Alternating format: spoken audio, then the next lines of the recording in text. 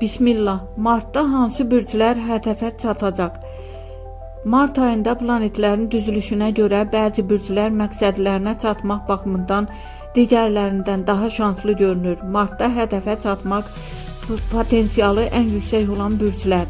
Qoç, mart qoç mövsümü ilə başlayır və enerji pikət olur. Qərarlılıq artır, yeni layihələrdə irəliləyiş, risk edən qoçlar uğur qazanır. Nəticə, irəli atılan qoç hədəfə çatır. Oğlaq, səbrinin bəhrəsini yığdığı ay gəlir. İş və pul mövzularında konkret nəticə. Uzun müddətli planların reallaşması, nüfus artımı, nəticə. Planlı oğlaq məqsədə addım-addım çatır.